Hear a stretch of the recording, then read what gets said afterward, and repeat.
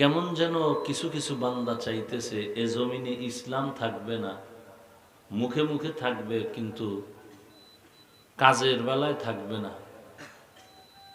ভিন্ন দিকে সমস্ত ওলামায়ে আহলে হক এক প্ল্যাটফর্মে আসছেন। ওলামায়ে কেরাম, উম্মতে মুসলিমা, যেন আমরা ইসলাম বাস্তবায়নেই দেখতে চাই। কেমন যেন ঘ্রাণ আসতেছে ইসলামের, বাতিল যেন কেমন লেজ গুটায়া যাচ্ছে। সব এক হইয়া যদি একসাথ হয় তাহলে শক্তি আরো বাড়বে। এই চিন্তায় যদি দোয়া করতাম ভোর রাতে আর কানতাম, তাহলে একটা বেয়াদব আলেমদের সামনে চোখ তুলে কথা বলার সাহস পেত না। বরং আমাদের আচরণটা এমন হতে হবে যে সমস্ত মানুষ যেন আমাদেরকে দেখে শিখে যে আমরা একজন মুমিন আর একজন মুমিনকে ছাড় দিতে জানি, ভালোবাসার টানে, দ্বীনের স্বার্থে। আল্লাহ, কঠিন এক হালাত, বলার ভাষা নাই, বুঝার চিন্তাও নাই।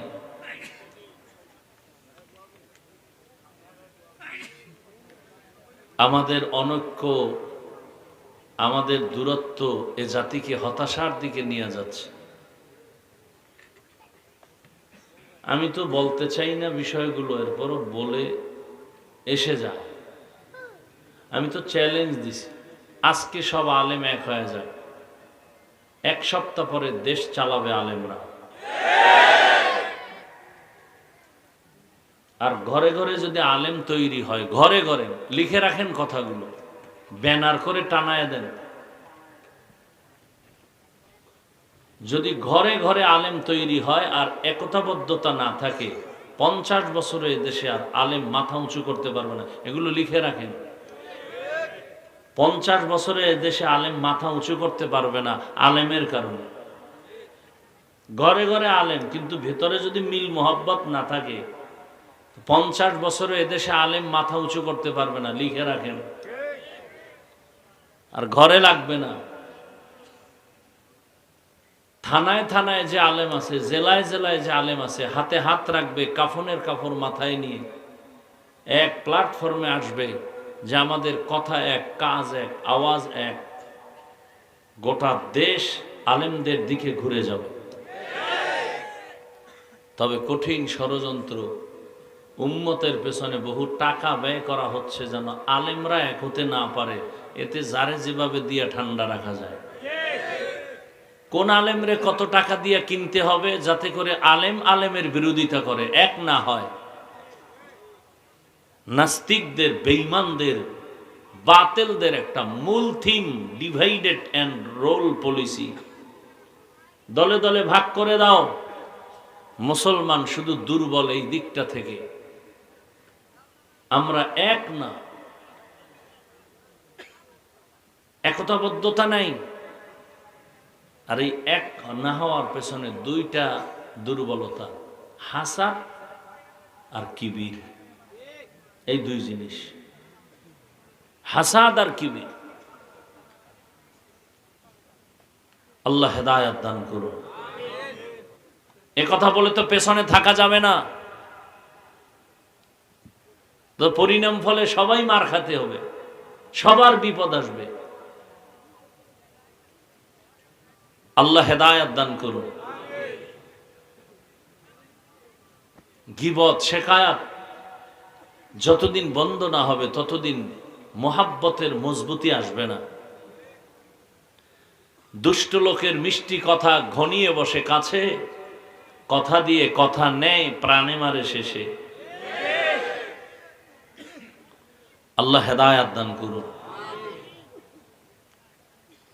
আমার ভুল হলে আমাকে একা বললে হয় না, সাধারণ মানুষের কাছে বললে কি হবে? দিন শেষে ইসলামের ক্ষতি হবে, আমার ক্ষতি হবে। বদনামটা ইসলামের উপরে আসবে। কি ভাই, ইমাম সাহেবের ভুল হতে পারে না? পারে না? ধরেন, এই মিয়া মোবাইল বন্ধ করো।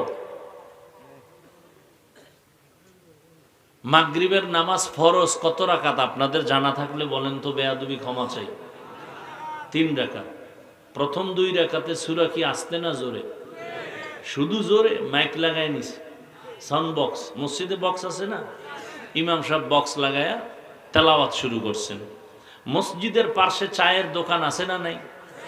ওখানে বসে কিছু ভিআইপি বেনামাজি ডান হাতে বিড়ি টানে, বাম হাতে চা টানে, পাশে নামাজ হচ্ছে, সাউন্ড বক্সে তেলাওয়াত হচ্ছে, এরা নামাজ পড়ে না।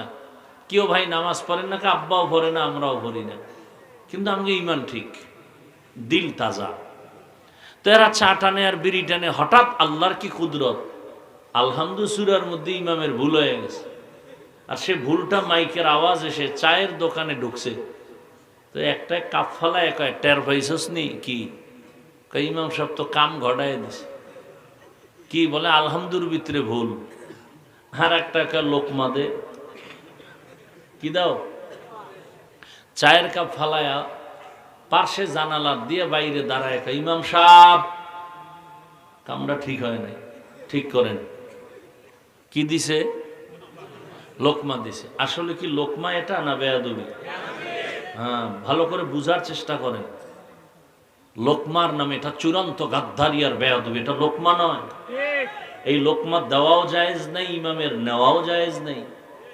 এখন লোকমা ভুল হলে তো লোকমা দিতে হবে, সিস্টেম আছে না, নিয়ম আছে না? কি নিয়ম? লোকমাকে দিবে, বলেন না কেন? তো পেছনে 500 মুসল্লি জোরে একটা চিৎকার দিবে, লোকমা। যদি এরকম সবাই মিলে 500 মুসল্লি একটা চিৎকার দেয়, তাকায় দেখবে ইমাম নাই, জায়গা ধুইয়া পড়ছে, স্টক করছে এগো চিৎকারে, হবে? নিয়ম আছে। কি নিয়ম? বলে ইমাম সাহেবের পেছনে একজন যোগ্য ব্যক্তি দাঁড়াবে, এলাকার বড় সুদখোর।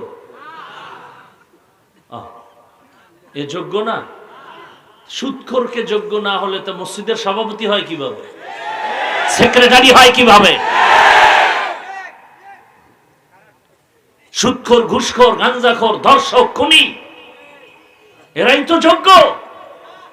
না হয় পৃথিবীর শ্রেষ্ঠ জায়গা আল্লাহর ঘর, সেই জায়গার জিম্মাদারি একটা বেনামাজি হাতে নেয় কিভাবে? এখন সে লোকমা দিবে সম্ভব? একজন আলেম পেছনে দাঁড়াবেন, ইমাম সাহেব তেলাওয়াত করতেছেন কোরআনের ভেতর থেকে, যদি অর্থের গরমিল হয়ে যায় জের জবরে, এটা বুঝার মতো মেধা থাকবে ওই পিছনের ব্যক্তির, এবং সে তখন লোকমা দিবে, এবং তার লোকমা ইমাম গ্রহণ করবে। এদেশে ওলামায়ে কেরাম ভুল করতেই, ভুল হতেই পারে। লোকমা দেওয়ার মতো কি বড় আলেম ওলামা নাই? আপনি কেন ফেসবুকে আলেমদের বিরুদ্ধে কলম ধরলেন আর বলেন এ বিষয়টা ঠিক হয় নাই? আমি বলবো আপনি পৃথিবীর নিকৃষ্টতম বেয়াদব।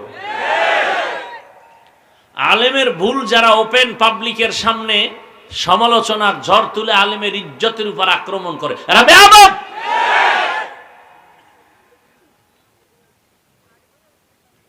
আলেম ভুল হলে লোকমা দিবে। এই যে আমার হযরত এখানে বসে আছেন, দেশের শীর্ষস্থানীয় ওলামায়ে কেরাম, অভাব নাই।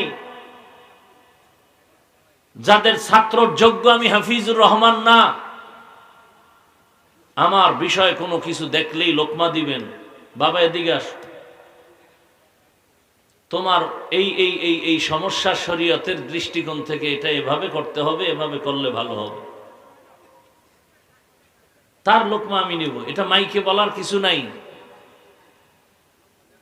মাইকে যদি কেউ আলেমদের দিকে ইঙ্গিত করে কিছু বলে, এর দ্বারা দিন শেষে ইসলামের উপরে আক্রমণ আসে, বদনাম আসে। এতটুকু কন্ট্রোল যে আলেম করতে পারে না, সে মাইকের সামনে আসা উচিত না। আল্লাহ আমাকেও হেদায়াত দান করুন, আল্লাহ আপনাদেরকেও হেদায়াত দান করুন। বাংলাদেশে একে অপরের বিরোধিতা করে জাতির থেকে কেউ আলাদা করতে পারে না। বহস হয় বাংলাদেশে, বহস, বেদাতির সাথে বহস, আহলে হাদিসের বহস। এই বহসের দ্বারা আজও পর্যন্ত বাতেল সে আরো গরম, হকপন্থী সে আরো গরম। বাতেল হে বলে আমি জীবনে আমারে কেউ ঠগাইতেই পারে না, পরাজিত করতে পারে না। এই জন্য এই প্ল্যাটফর্ম বাদ দিয়া সুন্দর আচরণ দিয়া মানুষকে যেভাবে কাছে আনা যায়, গরম কথা দিয়ে কাছে আনা যায় না। এজন্যই তো আল্লাহ রসুলকে আল্লাহ বলছেন, লাউ কুনতা ফাজ্জান গালিযাল কলবি লানফাজ্জু মিন হাওলিক।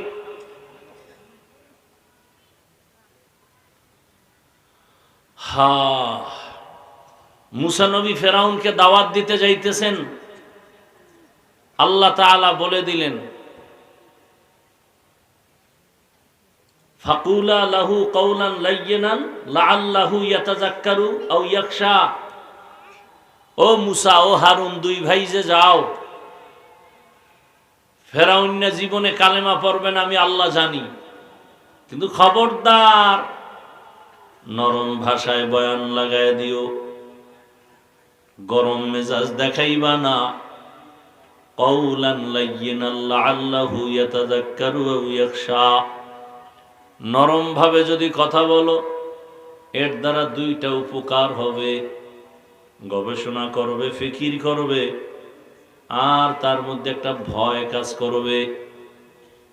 এই আয়াতের ব্যাখ্যা করতে গিয়ে মুফতি শফি রহমাতুল্লাহ আলাইহি পাকিস্তানের, তিনি বলেন, ও দুনিয়ার বক্তা সাহেবরা, তোমরা যারা জনগণের সামনে বয়ান করো, তোমরা কিন্তু কেউ মুসা নবীর মতো দামি না, আর শ্রোতারাও কিন্তু ফেরাউনের মতো খারাপ না। আল্লাহ জানে ফেরাউন জীবনে কালেমা পড়বে না, তো আল্লাহ তো বলা দরকার ছিল ফেরাউনের জনমের মতো সাইজ করবা। আমার মালিকের নিজাম ভিন্ন, নরম ভাষায় আগাও, নরম কথাগুলো, নরম জিনিসগুলো কঠিন কঠিন জায়গায় চলে যায়। পানি বড় সফট, এজন্য কোনো জায়গায় আটকায় না, জায়গায় জায়গায় ফাঁকে ফাঁকে ঢুকে যায়। নরম কথাগুলো মানুষের হৃদয়ের ভেতরে ঢুকে যায়, আর চোখ থেকে পানি বের হয়। এজন্যই তো আল্লাহর ভয়ের কথা নরম, জান্নাত ও জাহান্নামের বয়ান নরম। এই বয়ানগুলো করলেই কেমন যেন ঠান্ডা আওয়াজে মানুষের হৃদয় কেড়ে নেয়, চোখে পানি আসে, কান্না করে। বড় কঠিন হালাত। মুফতি শফি রহমাতুল্লাহ আলাইহি বলেন, এই শ্রোতা তুমি যে বয়ান করো, তুমি তো মুসা নবীর মতো বক্তা না, শ্রোতারাও কিন্তু ফেরাউনের মতো খারাপ না। অতএব আল্লাহ যদি ফেরাউনের সাথে নরম ভাবে বয়ান করতে বলেন, তুমি গরম বলবা কেন? এই শ্রোতা তো আমার গোলাম না, আমার মুরিদ না, কিন্তু এই শ্রোতারা যে আমাকে ভালোবাসে আসছেন, এরা আওয়ামী লীগ করে, বিএমপি করে, কত লাইনে দৌড়ায়, টাকার আশায় আসে নাই, খাওয়ার জন্য আসে নাই, একমাত্র দ্বীনের মুহাব্বতে আসছেন। অতএব এদেরকে আপনায় নাও, বুকে লাগাও, এমন ব্যবহার দেয়।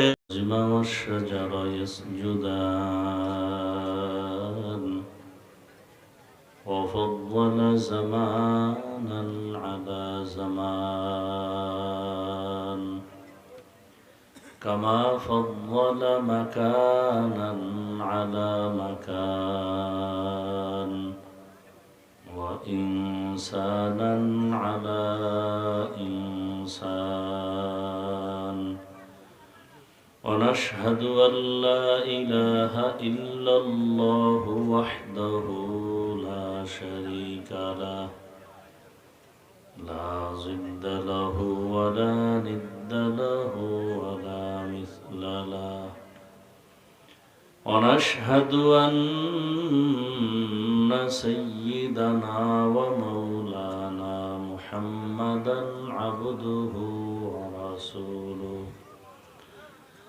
اللهم صل على محمد النبي الأمي وعلى آله وسلم تسليما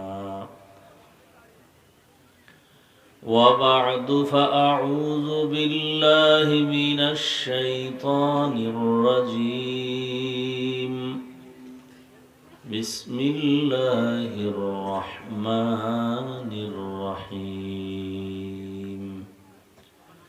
يا أيها الذين آمنوا اتقوا الله وكونوا مع الصادقين.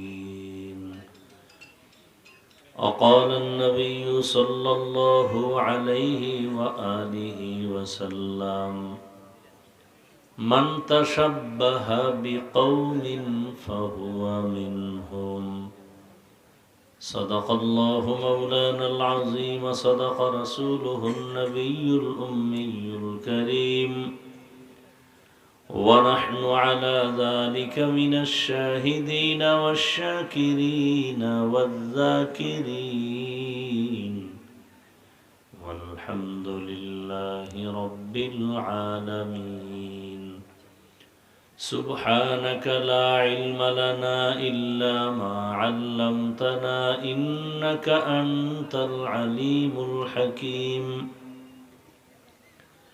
رب اشرح لي صدري ويسر لي أمري واحلل عقدة من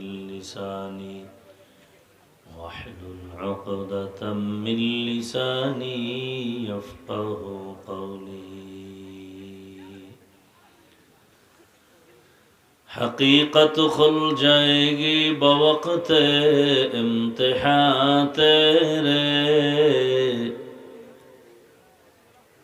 کہ سستی میں یا محنت میں گزاری زندگی تو نے، کہ سستی میں یا محنت میں گزاری زندگی تو نے۔ محمد نے آ کر کفر کو مٹایا،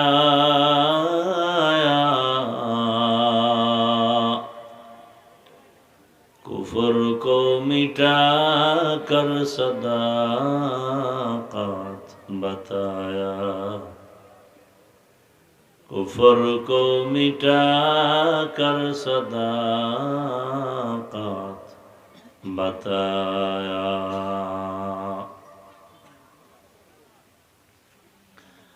আল বারাকা মাদ্রাসা ও এতিমখানা কর্তৃক আয়োজিত ইসলামী মহাসম্মেলন 29 ডিসেম্বর 2025। সভাপতি মণ্ডলী, হাজরাত উলামায়ে কেরাম, অত্র অঞ্চলের বিভিন্ন জায়গা থেকে আগত আল্লাহ পাকের আশিকিন, জাকিরিন, শাকিরিন, মুহিব্বিন, মুরব্বিয়ানে আযম, কলিজার টুকরা আমার সমবয়সী যুবক বন্ধুগণ, স্নেহের ছোট ভাই, পর্দার আড়ালে মা বোনেরা,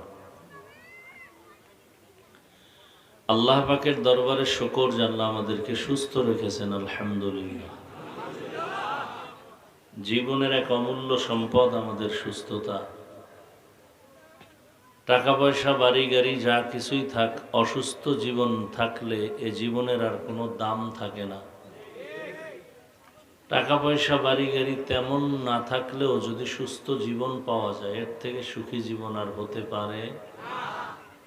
আল্লাহ আমাদের সুস্থতাকে দয়ার নজরে দায়েমান কবুল করেন। এখনো যারা অসুস্থ, আল্লাহ তাদেরকেও পূর্ণ সুস্থতার নেয়ামত দান করেন। উলামায়ে হযরত আলোচনা করেছেন, আরো করবেন।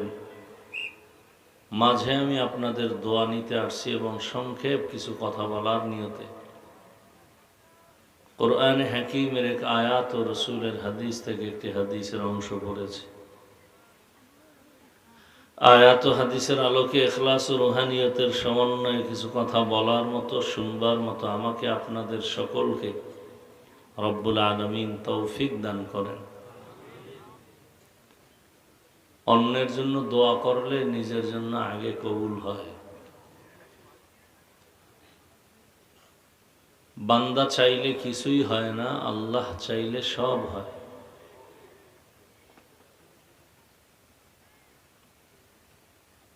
নমরুদ নামের বান্দা চেয়েছিল ইব্রাহিম নামের ব্যক্তিটাকে পৃথিবীতে আসতে দিবে না। আল্লাহ চাইলেন ইব্রাহিম আসবে, নমরুদ খতম হবে। বান্দারটা হয়নি, আল্লাহরটা হয়েছে। ফেরাউন নামের বান্দা চাইল মুসা নামের ব্যক্তি দুনিয়াতে আসবে না। আল্লাহ চাইলেন মুসা তো আসবেই, তোর ঘরে থাকবে, তোর টাকায় বড় হবে, এক পর্যায়ে তোকে সাইজ করবে থাপ্পড় দিয়া। বান্দারটা ফেল হয়ে গেল, আল্লাহ যা চাইলেন তাই হলো। আবু জাহাল নামের বান্দা চাইল ওমরের দিয়া রসুলকে খতম করবে। আল্লাহ চাইলেন ওমর হবে ইসলামের একজন ঢাল। 27 বছরের যুবক তরবারি নিয়ে রসুলকে হত্যা করতে গিয়েও কালেমার মালা গলায় পড়ে সেই অবস্থায় ওই তরবারি উল্টা দিকে দৌড়ালো বাতিলের বিরুদ্ধে।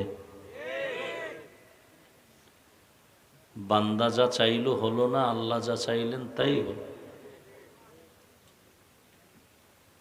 ব্রিটিশ নামের বান্দারা চেয়েছিল ভারতের মধ্যে কোরআনের কোনো আলো থাকবে না, মাদ্রাসা বন্ধ করলো, আগুন দিয়া জ্বালায় দিল, হাজারো হাজারো আলেমকে ফাঁসি দিল। আল্লাহ চাইলেন ভারতের মধ্যে কোরআনের আলো থাকবে না, মানে পৃথিবীর সব দিন ও ইসলামের আলো সারা দুনিয়াতে জ্বলবে, আর এর পাওয়ার হাউস হবে ভারতে। ব্রিটিশ ব্যর্থ হয়ে গেল, আমার আল্লাহ যা চাইলেন তাই হলো। সারা দুনিয়াতে আজকে যেই লাইনে ইসলামের খেদমত চলে, দাওয়াতের লাইনে, সিয়াসতের লাইনে, মাদ্রাসা দর্স তদরিসের লাইনে, সব কিছুর মূল পাওয়ার হাউস দেওবন্দ। কোথায়? ভারতের বাইরে। দুনিয়াতে যত বাতিল আছে সমস্ত বাতিলের মোকাবেলা দেওবন্দিরা করতেছে। কথা যে অস্বীকার করবে, পৃথিবীর নিকৃষ্টতম সে মুনাফিক। ময়দানে হুঙ্কার দেওবন্দীদের, কলমের হুঙ্কার দেওবন্দীদের, লেখাপড়ার মাধ্যমে হুঙ্কার দেওবন্দীদের।